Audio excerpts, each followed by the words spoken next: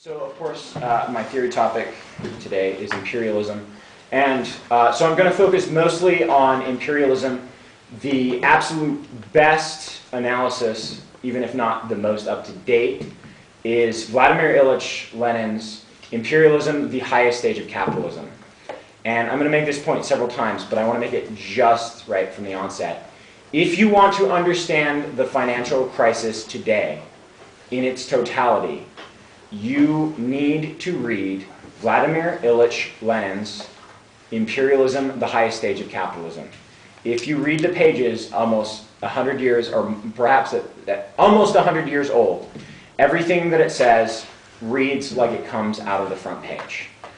As a side note, it is also, as leftists, impossible to talk about imperialism without also talking about national liberation. And so, to a certain extent, I will briefly at the end touch on national liberation. So, to begin, the origin of imperialism can be found in monopolies. There are four main types of monopolies, or four main monopolistic functions. The first is a production monopoly. The second is a raw material monopoly. The third is a banking monopoly. And the fourth is colonialism proper. And all of these are interconnected. One should never believe to have an individual monopoly that is of only one variety, unconnected to other forms of imperialism, is the gross exception rather than the rule.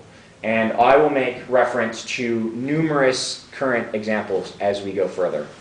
But let us begin with the production monopoly. Production monopolies are made for basically two main reasons.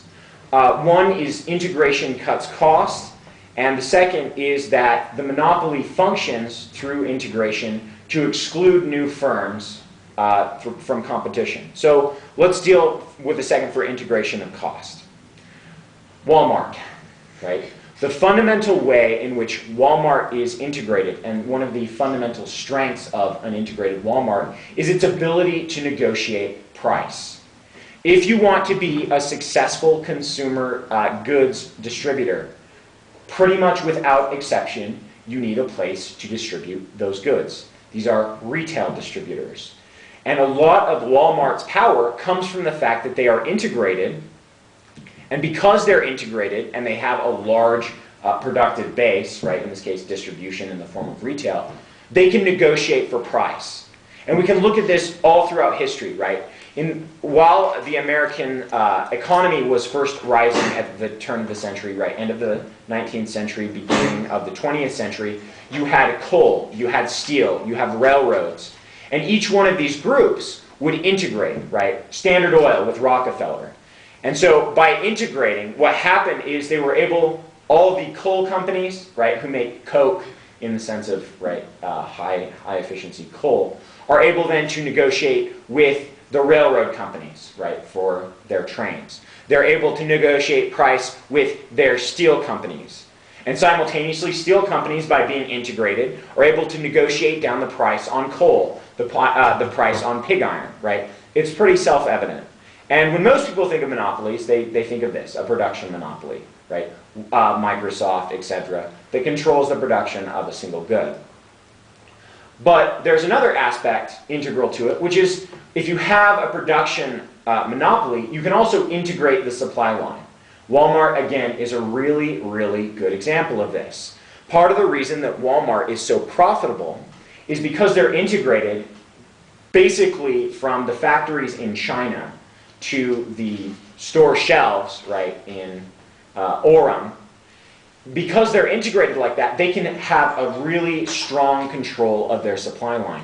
And this control of your supply line, right, and this management of supply line really leads to a lot more efficiencies. Imagine for a second if the Chinese factories made, I don't know, the lead poisoning toys, right? They would have to negotiate. This is without a monopoly. They would then have to independently negotiate with a transport firm, right, who would then negotiate to transport those to America. And then the transport firm would then have to negotiate with another, like, on-the-ground transport firm to distribute these across America. And then they would have to negotiate with retail distributors to, get the poison toys on the shelves. And then they would have to negotiate with an advertiser, right, to advertise for them. And then they would have to negotiate with a bunch of lawyers to deal with the inevitable lawsuits of the poisoned children, right? As you'll notice, it's not very efficient. Under our current system, you can go from making the poison toys to fighting litigation for the poison toys, all in one giant corporation, right? And hence the joys of Walmart and our various, productive integration. And of course, Lenin, right, makes a point of this, and this is very important to note. Monopolies are progressive. They do something that small, independent, right, Yemen businessmen, that is the myth of the American business, they can do something that they can't, which is they can lower costs, they can socialize labor, so the division of labor is done well, and they can have a relatively well-organized and centralized economy. So as Lenin says, competition becomes transformed into a monopoly.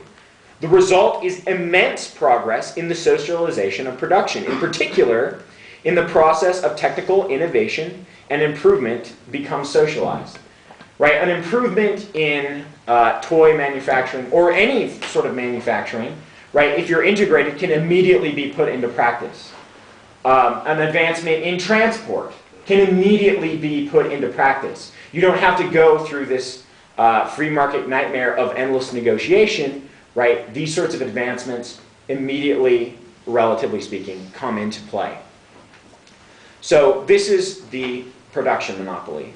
This leads us, of course, to the raw material monopolies, which are also very important to the process of production. As anyone who was here last week, some people have the economic view that raw materials are the most important thing, which I think is misguided, but they do play a very important role. For example, most raw material monopolies can effectively monopolize any subsidiary business.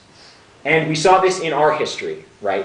The coal industry could then buy up parts of the train industry, right? Because the trains needed the coal, so it was very easy to just sink a small portion of one's profits into a subsidiary industry.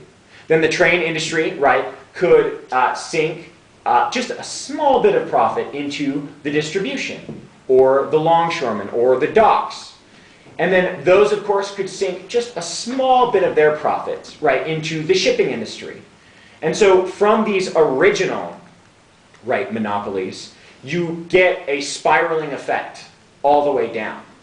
And if you don't think this happens, just look at the oil companies, right? Oil companies are vertically integrated. That means from the second someone surveys for oil in the ground to just about, they're actually changing it, just about the moment that you put it in your gas, right, Chevron, Texaco gets a cut every step of the way because it's their business. It's all completely integrated. From the transportation, from the refinery, all of it. Same thing with Shell. Same thing, I mean, and you can take your pick of any large industry, U.S. Steel, right, the automotive industry. These raw material monopolies have a finger in it all the way down. And of course, when you're in a productive economy, this is of the utmost importance.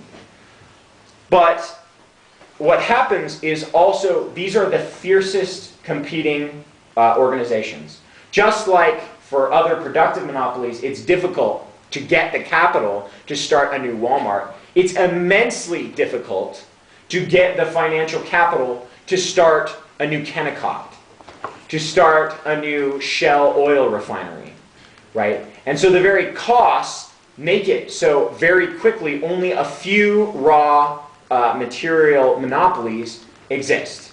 And we can see this everywhere, from our food supply, from Tyson Chicken, Archer Farms, to oil. Chevron, Texaco, Shell Corporation, right? Anywhere you pump gas, essentially.